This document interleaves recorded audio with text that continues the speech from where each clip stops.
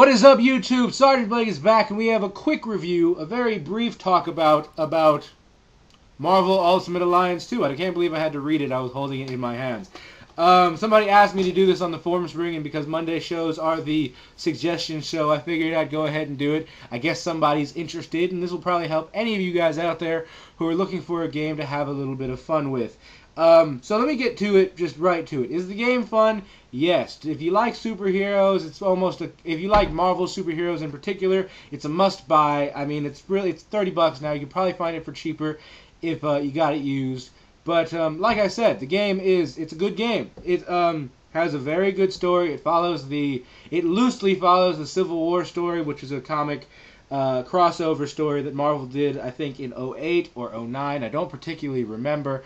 But it's a good story. It does follow it loosely, so if you really love Civil War and you find some of the things that they changed up not so good, then it might not be the thing for you. But it's still, like I said, really good game, at least story-wise. Some of the problems that I've had with it, however, are the roster and the actual fighting gameplay. I mean, moving around with your team, whatever, that's simple. You know, everybody can move in a game. The problem that I have with the actual fighting is that it's really simple. Every character has a stun move, a normal combo move, a trip move that I rarely ever use, and a move that will launch somebody into the air. Now, those are 4 combos that you can do that, you know, they do alright damage depending on your character. Different things happen. It's not really a big deal. But every character has, like, those 4 moves, those 4 combos.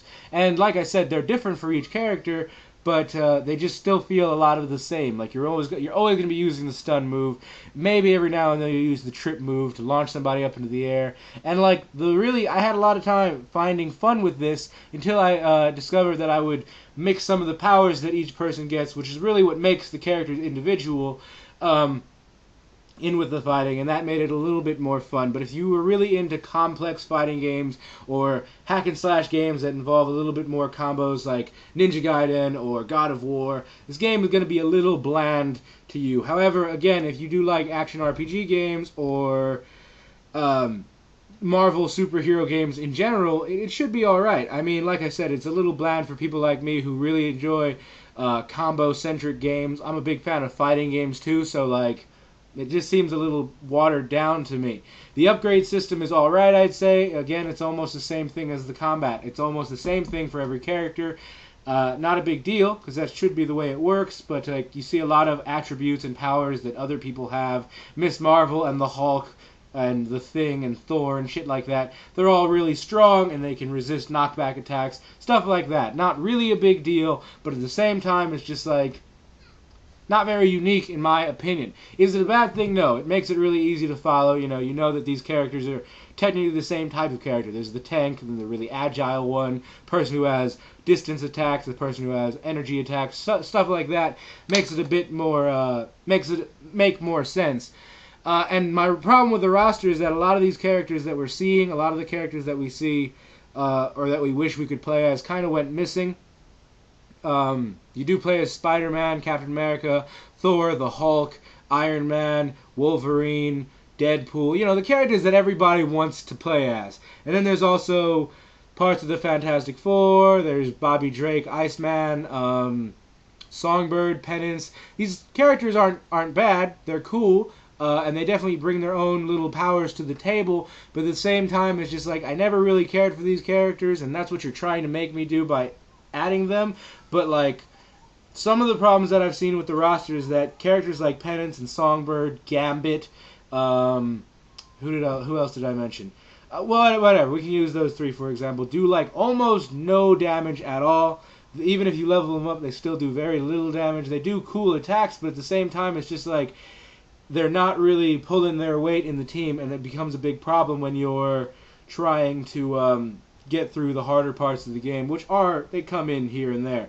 So what I'm saying is that, like, usually these characters that they put in here so you guys know that there are other people to play as, you just don't pick up because they're not very useful.